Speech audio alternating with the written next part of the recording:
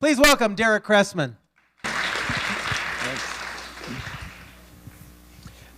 Thank you, Alan. Hey, how do we turn this thing on? There we go. It's on. I'm going to talk about democracy issues today, which is what I have worked on professionally since 1995. Prior to that, I actually was a campus organizer here at Cal for a year and enjoyed that, starting out with student pergs. But have focused on money and politics issues and voting issues professionally now for about the past decade. And want to talk a little bit about that, starting off with some great poetry that was written by some dead guys in Philadelphia at the founding of this country. It might look familiar too. It's from the Declaration of Independence, talking about how all men are created equal, and they did use the word men as opposed to women, and a great idea, I have to say, and not something that they managed to achieve, which is what I'll be talking about, not something that we have managed to achieve yet. We're a little more still in the George Orwell realm. He's the author of 1984, for those of you who've read that. Another book of his was called Animal Farm, and one of their big slogans there was, of course, all animals are equal, but some animals are more equal than others. And that is somewhat still the extent of how government works in the United States today, and really in a lot of places today. And so I'm going to walk through that, and it's advance warning, it's a little bit of a bummer of a story, but there's actually lots of good news as well. And when you look back over history since that time, the strides that we've made in becoming a country where all voices are actually a lot more equal than they used to be, it is impressive. And a lot of that is because of college students and people who've just decided to fight for things that they believed in. But so, jumping back to consent, how do we give our consent, right? The whole basis of the legitimacy of our government is the consent of the governed. How do we give it?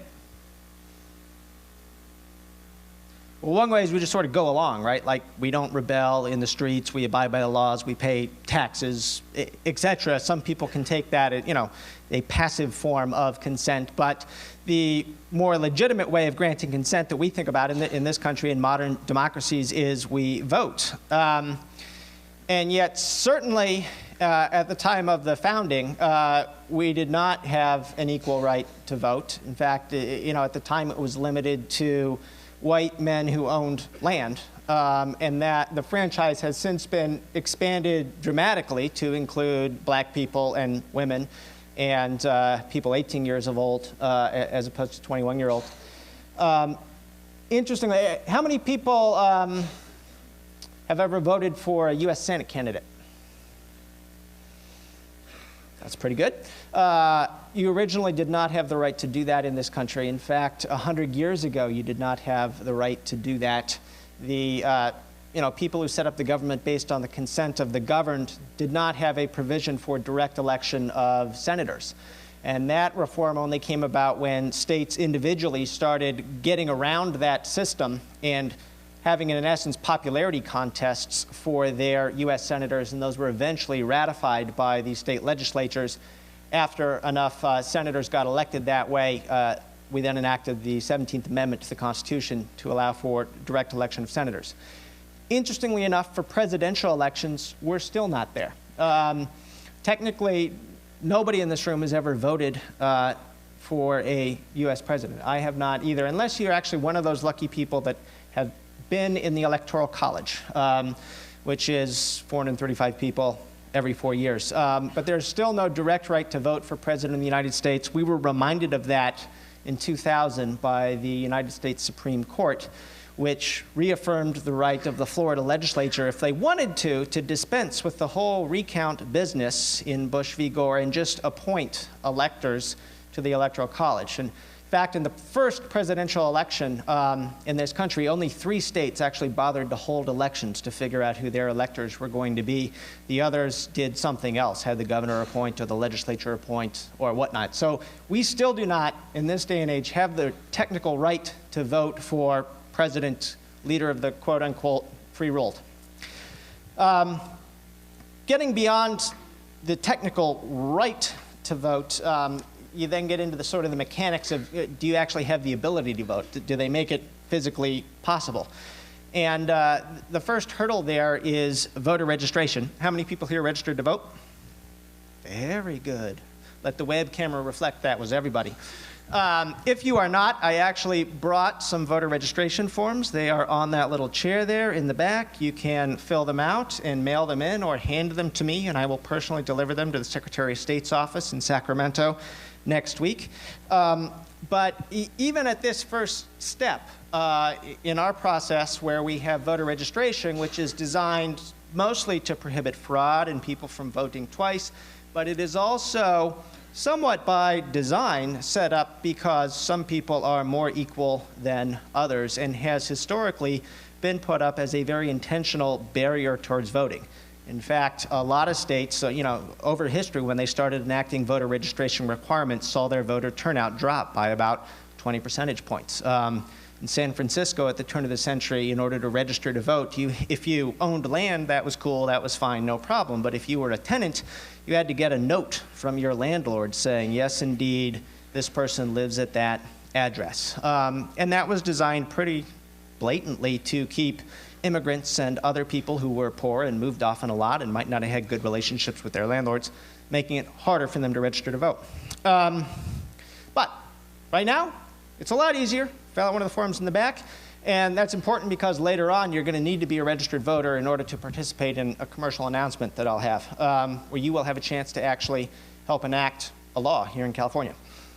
But there are things we could do to make our voter registration process get us closer to that ideal of all people being created equal and being able to voice. Right now, if you take a survey, or if you read a survey that was done by the Public Policy Institute of California, you would see there are actually significant political differences between those who are registered to vote in California and those who are not, but who are eligible.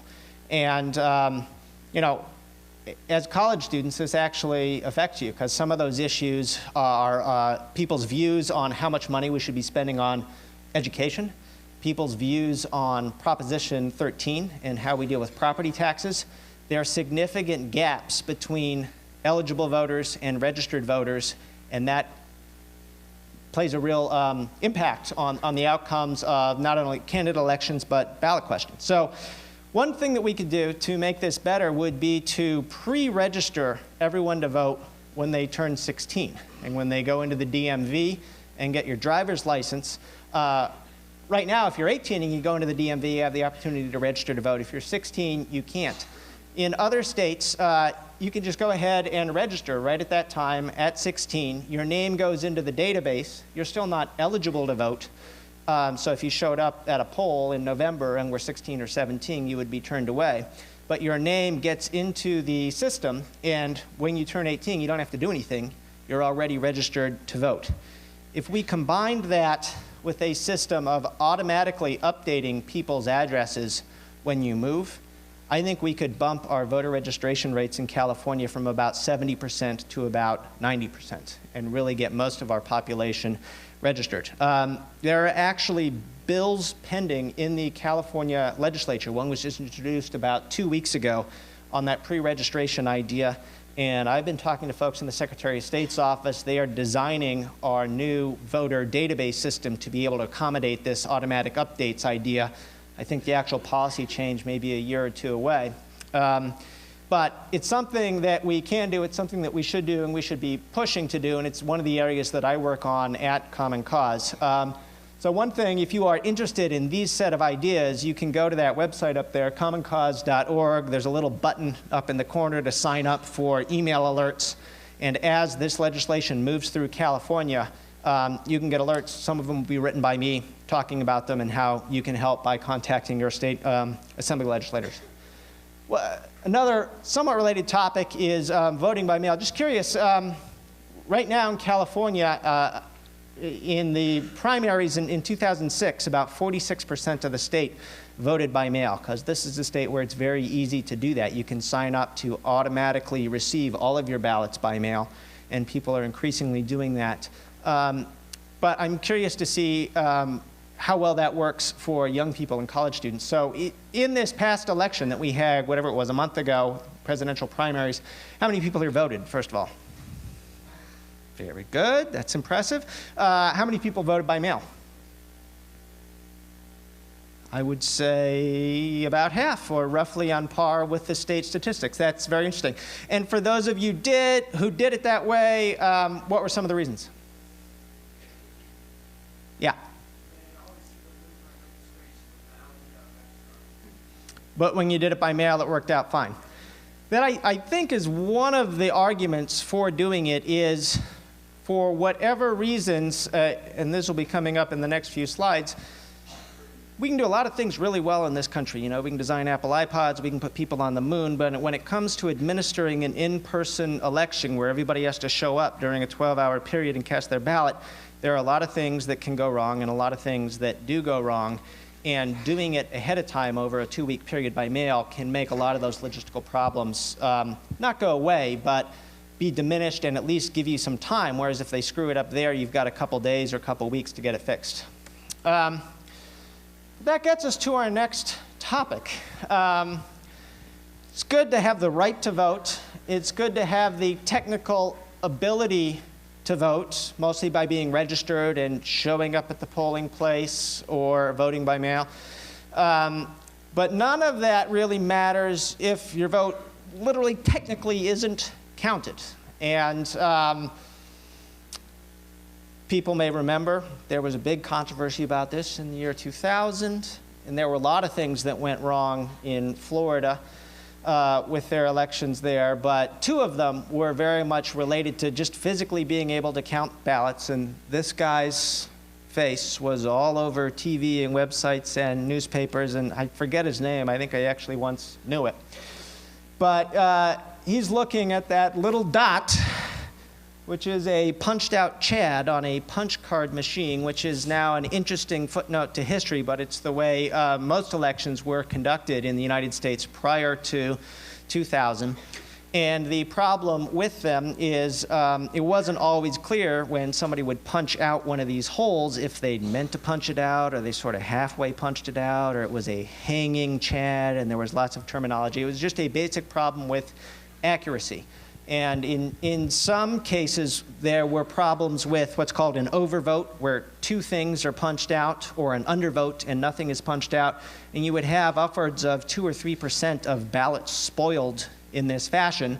And sometimes that's definitely within the margin of an election. And you know, if it's a very close race and 2% of the votes, you don't know how people meant to vote, you can't tell who the winner is. And that was part of the controversy, certainly in 2000. The uproar over that led to significant reforms, which are really still underway. One of the biggest reforms to sweep across that was then the electronic touchscreen, which does not have the same problems of the hanging Chad with punch cards, but it has other problems. Anyone who's ever used a computer has probably experienced crashing at some point, or losing some data, or getting a virus, or maybe even getting it hacked, although that's less common. But we have had actual real problems with these machines in our elections. In 2002 in North Carolina, machines failed and actually lost votes that had been cast. Sometimes it's just a problem of not having enough machines. And in 2004 in Ohio, there were horrendous stories of just not having enough equipment, some on college campuses. One example here from Gambier, where you know, more than 1,000 voters stood in line to vote at a place where they only had 2 polling machines. You know, that was something that could have been foreseen and should have been foreseen. In Florida in 2006, a congressional election came down to the fact that there were 18,000 votes that, you know, people had walked in and cast a ballot for president, they'd voted for governor, all the other races, but in this congressional race, the machine did not record a vote. And there's been a huge study and controversy as about what caused that. Most likely, they think it was a ballot design error in how they set up the touchscreen, and people didn't know they had to punch a certain part. But the overall problem with these touchscreen machines is there, in most cases, has not been a way to go back and actually do a recount and figure out, well, what did voters mean to do? All there is electrons on a computer chip somewhere, and if they got screwed up originally going in, all you can do is go back and verify that they're screwed up.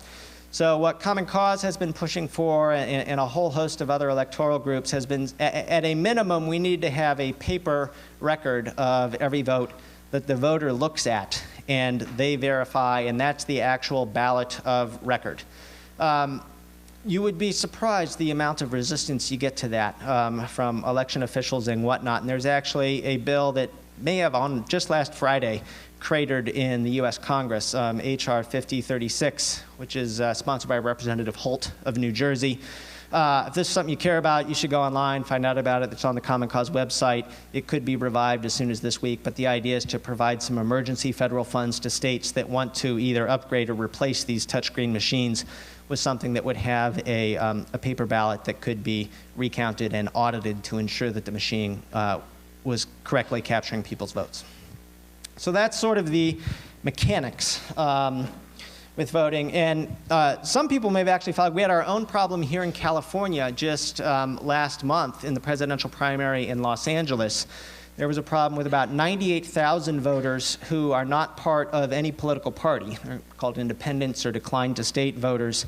But they are allowed in California to vote in the primaries if the party wants them to. And the Democratic Party and the American Independent Party decided to make their primaries open to these declined to state voters. But in Los Angeles, they had a hard time accommodating that. And again, this is one of the things, we can put a man on the moon, but holding elections in Los Angeles seems to be a particularly difficult thing to do. They used a paper ballot, not a touchscreen, and it was an optical scan system, so it didn't have the same problems as the punch cards, but they didn't want to print separate ballots and print out the whole thing for American independents and Democrats. So they added an extra bubble, or what people have been calling the double bubble.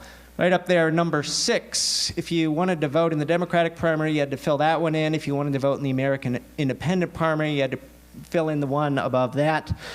Most people did not know that. Most poll workers did not know that and did not explain to people that they had to do that. So a lot of people just went down and filled in the circle next to their candidate and thought that they'd correctly voted in the Democratic primary, and in fact, they had not.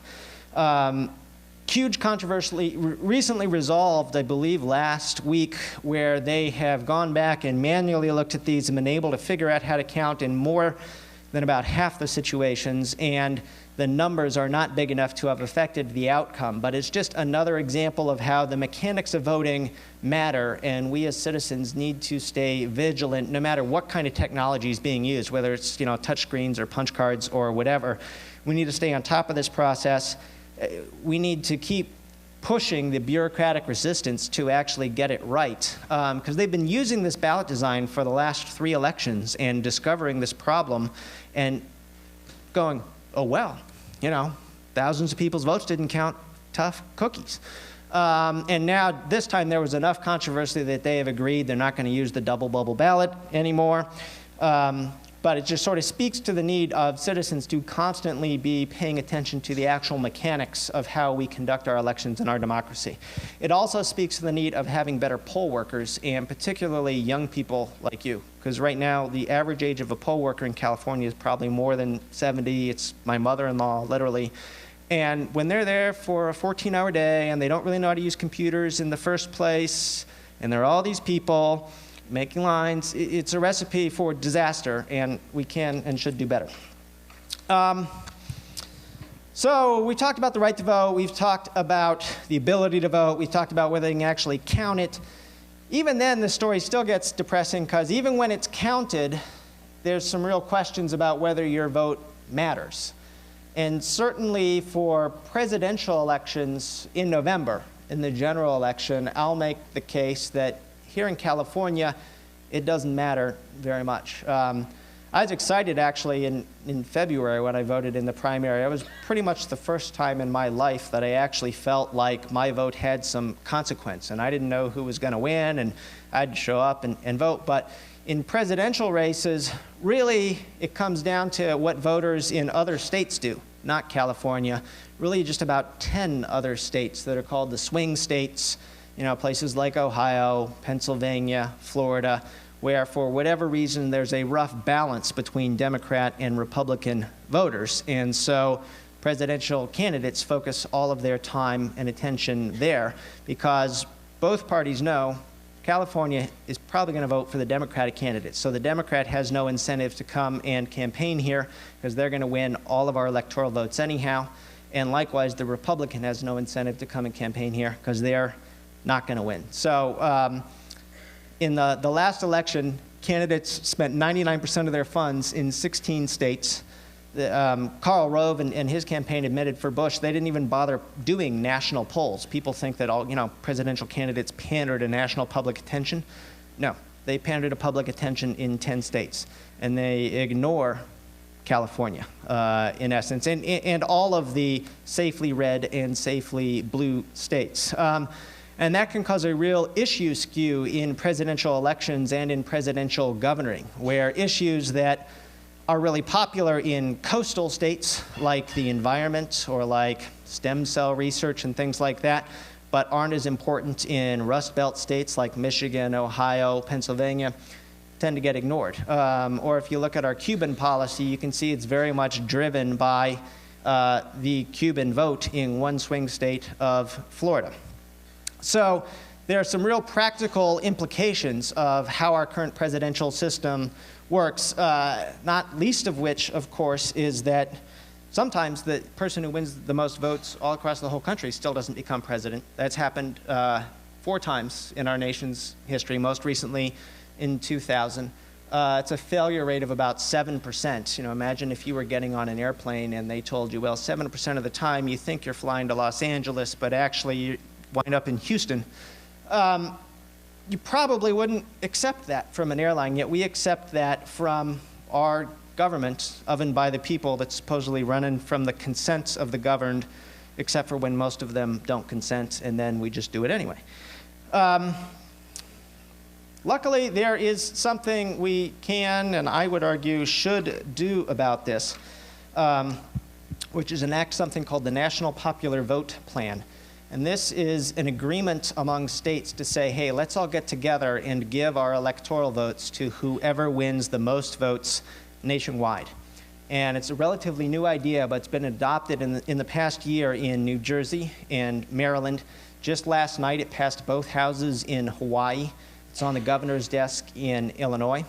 And it's actually last year passed both houses here in California, only to be vetoed by Governor Schwarzenegger. So give him a call if you think your vote should count in presidential races. One thing that Schwarzenegger has been a lot better on is legislative elections here in California suffer from some of these same problems of voters not really mattering. And part of that problem has to do with the self-interested process by how we draw political boundaries in California. When I say we actually don't draw them. Politicians draw them for themselves. And so you can imagine where you can get a conflict of interest there if you think, well, I would like to represent that area in 22 there because there are a lot of people either of my political party or my ethnicity or my house happens to be there. And they carve up communities in ways that do not serve the people who live there because their interests get fractured. Rather, they serve the politicians. So the lead project of California Common Cause right now is to qualify a ballot measure for this November called Voters First. That's the website right there. Here's a brief rundown on it, and there's more information on that chair right there. But Rohan, here's where I need your help.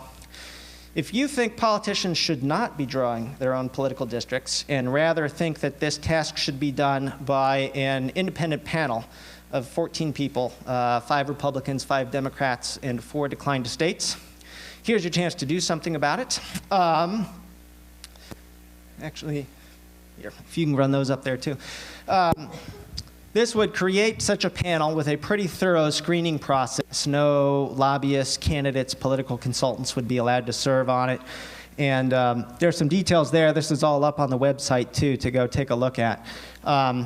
A couple other states have done this, Arizona, Iowa, and doesn't fix everything, but it does make things a little bit better, and it removes the inherent conflict of interest that legislators have when they're drawing their own political districts. So we're in the process of gathering signatures. We need 600,000 or so valid signatures from registered voters, so you need to be registered to vote to sign this, by April or so. So literally, I would encourage you to take a look at it, sign it while I'm talking, hand it in.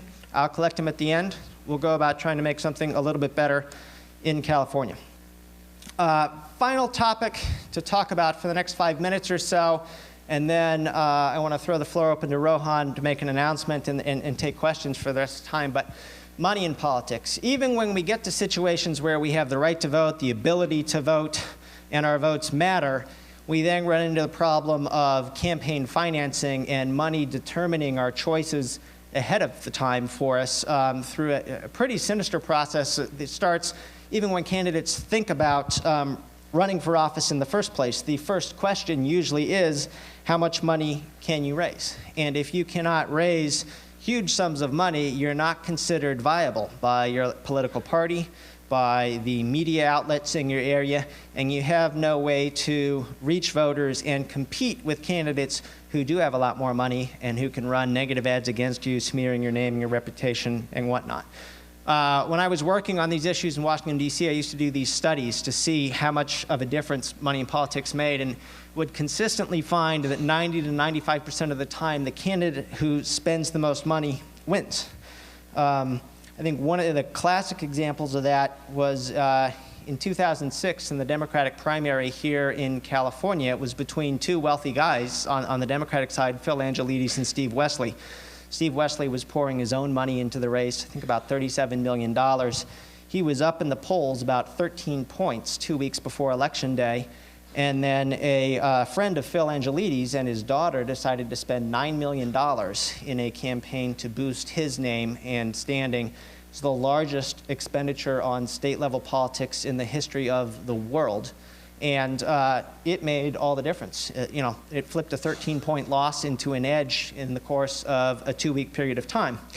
And the real problem is not necessarily just the simple fact that money determines election outcomes, but it's that the money does not come most of the time from ordinary citizens, and therefore the election results are not reflective of the needs and goals and dreams and aspirations of ordinary citizens. If you look at congressional fundraising right now and an incumbents where they get their money, less than 10% of their campaign funds come from what I would call ordinary citizens, people making a small contribution of $200 or less. The rest is coming from large donors, from PACs, from people who do not live in their district, and yet that is determining the outcome in their district. Or at least, I say determining, there are obviously a million factors that help influence the outcome of an election, but money, and particularly big money, I would say is an undue factor, undue influence, giving a small group of people a lot of power as opposed to all men being created equal. Back to George Orwell, right? Here's a good example from the recall campaign in 2003 of what I'm talking about. You would think if we had a system where money's going to determine the outcome, it would be good if the candidates who raised the most money were doing so because they had the most supporters. And one of the neat things about the recall is we can actually get a snapshot of how that isn't the case. In most races, we just have two candidates that we're choosing from, and we wouldn't even get to look at this picture. But because of the sort of bizarre rules of the recall, where there were hundreds of candidates on the ballot and 5 of them deemed basically viable and participating in debates and whatnot, we can get a snapshot of what politics might look like. And you can see Arnold Schwarzenegger raised $18 million, but he did it from 5,100 donors. Tom McClintock, a conservative legislator who may actually be running for Congress up near Sacramento, had more donors, but only about 1/9 as much money. Likewise, Arianna Huffington, who ran as sort of a progressive independent, had more donors than Cruz Bustamante, but a lot less money. And so that's a way to see how the system of large political contributions can really skew the political process. And that, to me, is the real problem. But what we usually see in the media is what I'll call just the tip of the iceberg of that problem, of where you see sort of unseemly deals. And this is interestingly what Schwarzenegger really ran on in the recall campaign. Money goes in, favors go out, the people lose. And since then, he's actually been a good poster child of demonstrating why that's been a problem. And I pick on him a little bit because he ran on such a strong reform message and then has behaved so much similarly to what Gray Davis did when he was in office. And this is just a good example up here on the slide of all the different ways that various interests, in this case General Motors, can give money to the political process to help get things that are good for them. So they give money to political charities, in this case $15 million to a charity of Schwarzenegger's. We've seen a lot of other politicians, particularly in the Los Angeles area, setting up charities where they give out toys in their name to help boost their name recognition. They gave $10,000 to a California recovery team. That's a ballot issue committee that Schwarzenegger set up, and that's another thing we see is politicians raising unlimited sums of money for ballot campaigns. And so on and so forth. You can read the slide. I won't just go through that. But in return, they wanted an alternative fuels program here in California, and they wanted us to buy cars from General Motors that actually you can't even, at the time, you couldn't even buy the fuel that would go into these cars. So they wanted to sit down with Susan Kennedy, who's that woman there, the chief of staff of Schwarzenegger, who also was a leading player in the Gray Davis administration. And she has an office, and they wanted to present some facts. But a lot of times in Sacramento and in Congress, they don't want to just sit down in offices and present facts. They go on fact-finding missions to really dig out the truth. And in this particular case, they found this facts were hiding in Rio de Janeiro at the Palace. And this is the type of thing that makes people step back and go, okay, we're all created equal, but some are more equal than others. And if you have a concern, you can maybe write a letter to the governor, and maybe you'll get a form letter back. But if you give hundreds of millions of dollars to all these various avenues, you get to take as chief of staff and wine and diner in Rio de Janeiro. In this particular case, they got a $17 million contract. A lot of the government's own lawyers said it looks like this was kind of a no-bid process, not done through the regular competitive business, bidding practices, and it's an indicative situation of what happens when not all votes are created equal. Now, the standard line of defense of Schwarzenegger and literally every other politician, they must all lift it from the same playbook, is, well, I'm not influenced at all by these contributions. It would be ludicrous to suggest that. And there was a little bit of refreshing honesty, I thought, from a lobbyist that was quoted in the Sacramento Bee, who basically said he just wanted to puke every time he heard them saying that. It basically suggests that corporations are stupid and that they would give money to a politician just as an act of charity because they didn't expect to get anything out of it. I mean, if that was true, they're ripping off their shareholders, right? Because they have an obligation to maximize their shareholders' funds. And so they are spending it in ways that they think will do so, which certainly makes you wonder when the politicians say they won't be influenced by that. There are more examples of this, on and on and on. A couple of particularly good things with Schwarzenegger. Let me just skip to the chase, though. If you are interested in that particular topic, here's commercial announcement number 2. There's a book I wrote on it. When I was a college student, I didn't have a lot of money to buy extra books or time to do them, but if you are so inclined, you can get a free copy of it at a website that's up there right now, popularinstitute.org, or I got a couple copies here and can give you a student rate on them if you want to come and talk to me afterwards, but 360 pages of what I just went through. Let me quickly bring up Rohan to talk about actually doing something about all of this right now, because that was the depressing part. Now let's get on to the actually it doesn't have to be this way part. And Rohan's with a group called Democracy Matters, which is partnering with Common Cause, started by an amazing guy, Donald Foyle, who's a center in the NBA, used to play here in the Bay Area, just got traded, I think, to Miami. But not a lot of pro ball players you see dedicating their lives to democracy. Donald, a key counterexample and a real inspiration. Hey everyone, my name is Rohan Wagle, and I'm a campus coordinator for Democracy Matters here on campus. As you can see, money in politics is a huge issue. politicians get funded by these lobbyists and special interests. Tens of thousands of dollars go into their campaigns, and then they don't even consider the people's interests. So basically, Democracy Matters is a nonpartisan organization that is based out of hundreds of college campuses across the country. And so what we're trying to do is promote campaign finance reform and public financing, where the little guy, people like you and me who don't have hundreds of millions of dollars, can either run for office and get funded, like Derek said, so that our opponents don't fund multi-million-dollar negative campaign ads against us. And it also reduces the power of lobbyists, so that politicians will finally listen to the people's interests rather than the special interests. So I joined Democracy Matters because I realized that the reason that we aren't researching renewable energy, the reason that we have to pay such high tuition costs, and the reason so many people don't have health care is basically because of the lack of public financing and campaign finance reform. Politicians need to start listening to the people rather than the people who are just funding their campaigns. So if you want to make a difference, if you want to finally get involved and take back our democracy, because honestly, democracy does matter, come join our cause. I'm going to be passing around a bunch of sign-up sheets. If you're interested, sign up. And if you somehow don't end up getting a sheet, just email me. My email address is right there, rohan_wogle@berkeley.edu. Our next meeting is next Tuesday at 6 o'clock in 206 Wheeler. We'll be showing a movie called Can Mr. Smith Go to Washington Anymore?, which is a very interesting documentary about a poli-sci professor from the University of Washington in St. Louis who decided to run for Dick Gephardt's seat when he retired.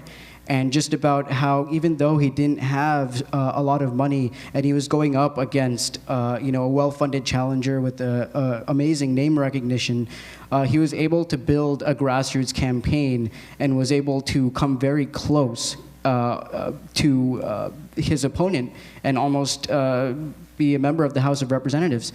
So as you can see, all it takes is a bunch of people to realize that democracy does matter and to get involved and to fight for campaign finance reform to bring the power back to the people. Thank you very much. All right, sign those up, and let me just throw it open for questions since we don't have too much time left. Okay, let's take some questions about any of these issues that we've presented. Right here.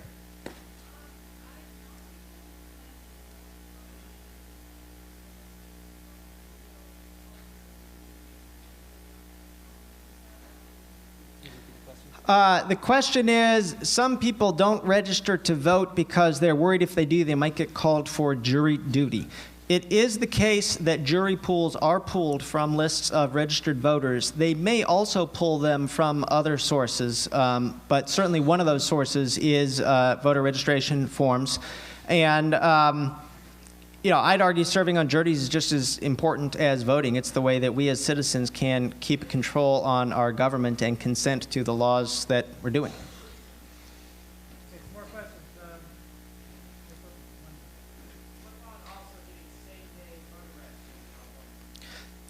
The question is, what about establishing a system of same-day voter registration in California, which is a fantastic idea. There are about 6 or 8 states now that allow citizens to register to vote on the day of election as opposed to closing the door 2 weeks out, which is really when most people start paying attention to politics.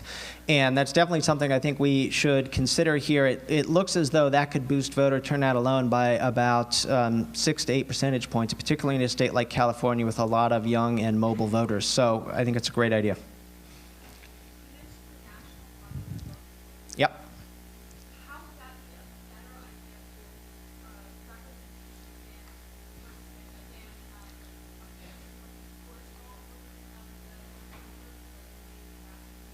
Okay. Yeah, the question is, I talked about the national popular vote plan, whereby the winner of, whoever got the most votes in all 50 states would become president. Question is that better or worse than a plan like they use in Maine and Nebraska, where they allocate their electoral votes by congressional district? And I believe that the national popular vote plan is far superior to that for a couple of reasons. One, if you allocate by congressional district, it's still the case that you can have the candidate who loses the popular vote become president. And in fact, that still would have happened in the year 2000. You would still have this dynamic of most voters living in irrelevant places. Only instead of irrelevant states, we would just have irrelevant congressional districts. So there are about 4 or 5 congressional districts in California that would matter. Most of the rest of us, particularly anything in the Bay Area, would not. And you'd have that dynamic all across the country of just a few swing districts as opposed to swing states. So I don't think it really gets us to where we want to be in terms of every person's vote being equal.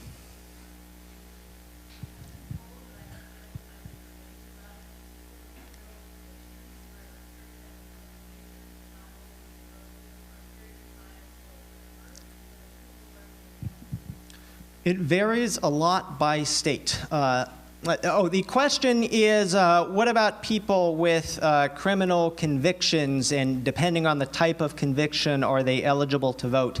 And the answer is, again, some animals are more equal than others, and it depends on what state you live in. In California, if you've been convicted of a felony and are in prison, but then have completed your parole, you become eligible to vote.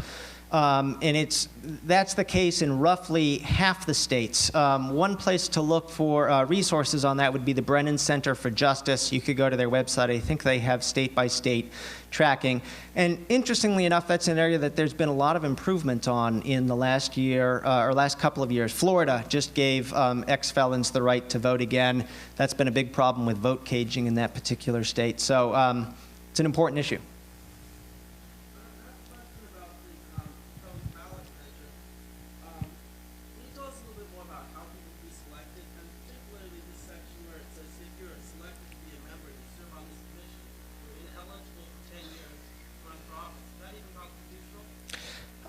Yes, it would be, because serving on this commission is a voluntary thing. And the idea is that you're only ineligible to run for the offices in the districts that you are creating.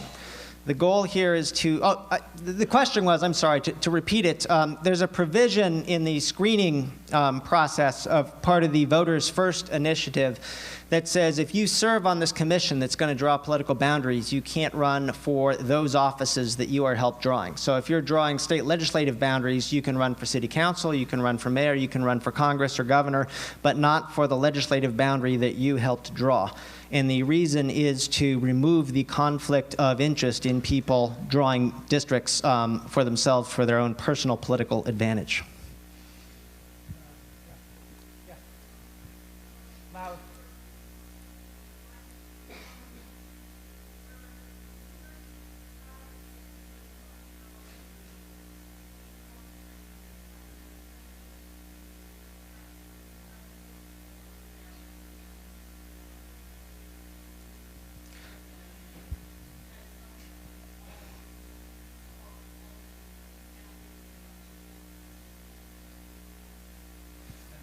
Yeah, question is about reforming campaign financing. Wouldn't there be a way we could have a system so that all candidates basically spent the same amount of money?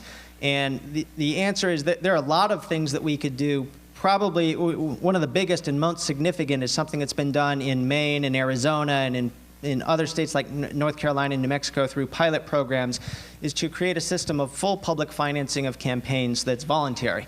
And we, as taxpayers, basically make a deal with a candidate and say, we're going to give you a limited set amount of money and give all candidates that exact same amount of money. In return, you cannot raise any private money beyond that.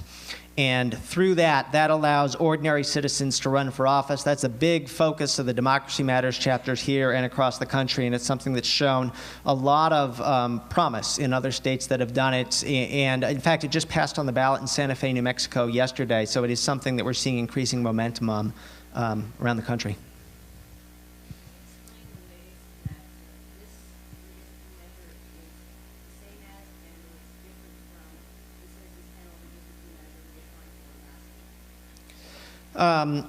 The question is, how does the Voters First initiative differ from the redistricting proposal that we were trying for last year?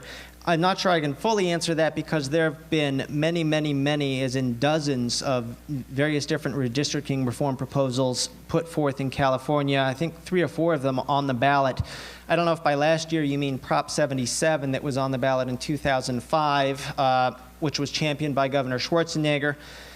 One thing that's different about this from that is that called for a mid-decade redistricting, which was a little bit more controversial. This one is unique in that it was put together at the grassroots level by civic groups, both on the left and on the right. You know, the LA Chamber of Commerce worked with AARP and Common Cause and the League of Women Voters through, you know, about a 2.5-year process to forge a real bipartisan and nonpartisan consensus behind that. In the past, they'd been mostly put forward by one party or the other, and voters were leery of, is one side trying to get an advantage here? So I think process-wise, this one has been a lot more inclusive in its drafting, and I'm more hopeful that it'll be successful. Okay, if you can send those forward, whether you fill them out or not, knock them up, and thank you so much. See you all next week.